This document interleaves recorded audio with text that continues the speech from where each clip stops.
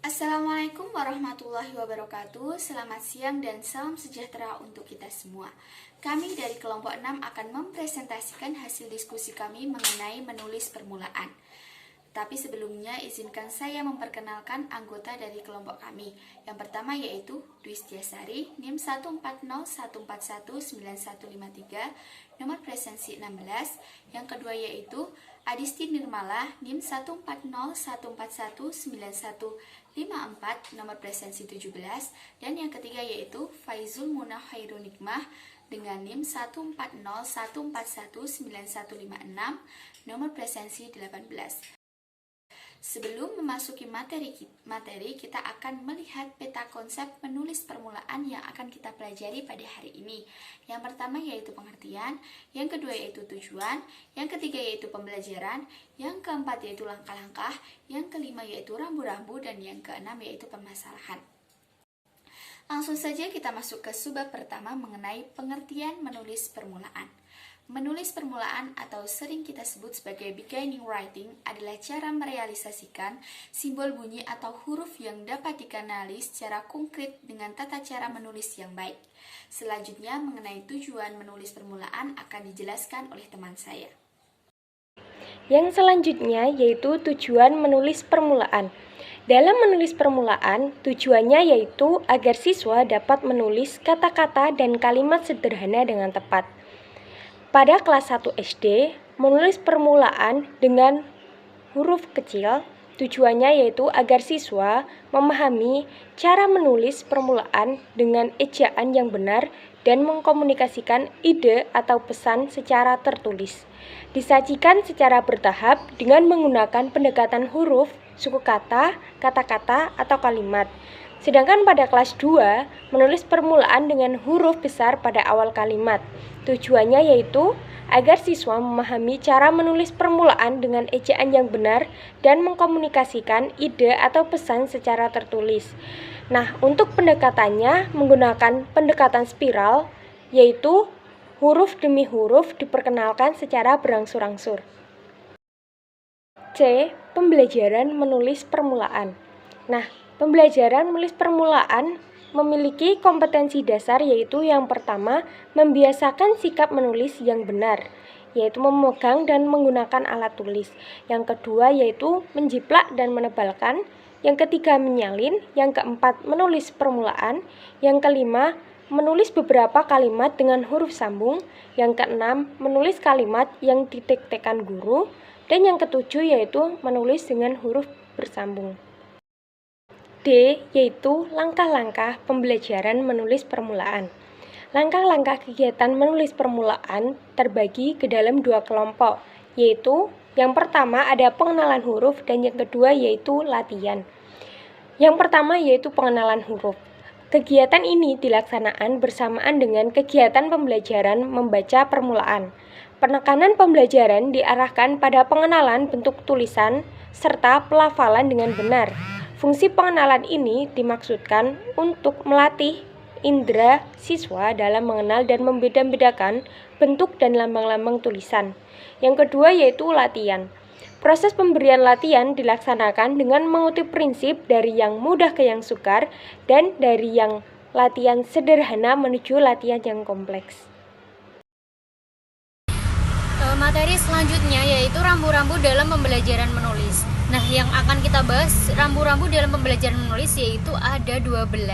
Nah, yang pertama, belajar bahasa pada hakikatnya adalah berkomunikasi. Yang kedua, pelaksanaan pembelajaran menulis sebaiknya disajikan secara terpadu. Dan yang ketiga, pembelajaran menulis harus mengakomodasi semua aspek bahasa melalui terkecil hingga terbesar termasuk ejaan atau tata tulis. Nah, yang keempat, pembelajaran menulis diarahkan pada upaya mempertajam kepekaan perasaan siswa termasuk dalam konteks analitik yang mendalam sehingga diharapkan dua hal yang berpikir dan bernalar. Nah, yang kelima yaitu pembelajaran menulis harus diajarkan dengan prinsip mudah ke sukar, sederhana ke rumit, lingkungan sempit ke yang lingkungan terbesar. Nah, yang keenam, perbandingan bobot pembelajaran menulis dengan aspek pembelajaran lainnya harus seimbang. Nah, yang ketujuh, kegiatan pembelajaran menulis harus menekankan pada kemampuan berbahasa yang mengacu pada konteks dan tema.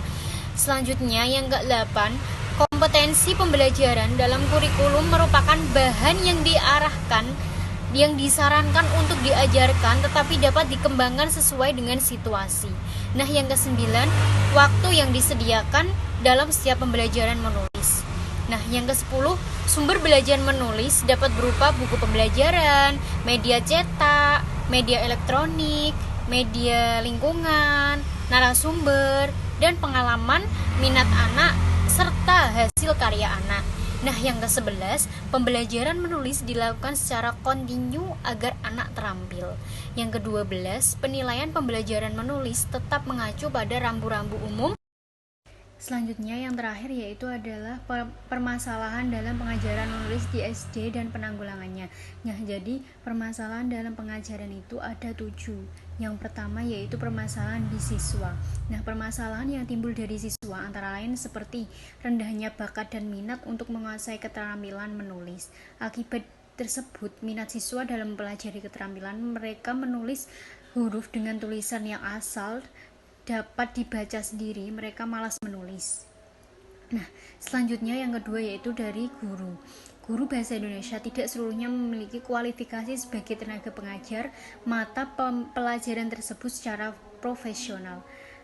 Lebihnya di tingkat SD dasar yang pada umumnya lulusan sekolah pendidikan guru pada umumnya di SD masih menganut sistem borongan. Artinya seorang guru harus mengajarkan berbagai mata pelajaran.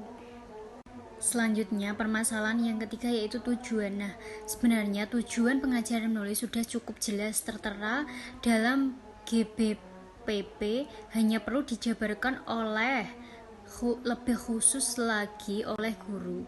Selanjutnya yang keempat, permasalahan bahan atau materi pengajaran. Materi pelajaran bahasa Indonesia yang harus disajikan sangat luas dan kompleks, sehingga kalau guru kurang terampil materi dalam kurikulum yang begitu banyak, itu tidak akan selesai sesuai dengan kegiatan belajar mengajar. Nah, jadi bahan atau materi pengajaran harus disesuaikan. Selanjutnya yang kelima yaitu permasalahan metode mengajar. Nah, masih banyak terjadi kesalahpahaman dan perbedaan antara teori dan pelaksanaan cara mengajar menulis dalam metodik khusus pengajaran bahasa Indonesia. Nah, selanjutnya yang keenam, media pengajaran memegang peran penting dalam usaha meningkatkan hasil belajar semaksimal mungkin. Nah, yang terakhir permasalahan yang ketujuh yaitu penilaian keterampilan menulis. Nah, jadi penilaian keterampilan menulis sering hanya mempergerakkan cara menulis karangan, terutama dengan karangan bebas. Nah, anak-anak disuruh menulis karangan dengan hanya ditentukan berbagai judul yang dapat mereka. Sekian yang bisa kelompok kami sampaikan, kurang lebihnya kami mohon maaf. Nyandhalake kupat wonten ing pura mbok bilih wonten lepat, kula lan rencang-rencang nyuwun ngapura. Wassalamualaikum warahmatullahi wabarakatuh.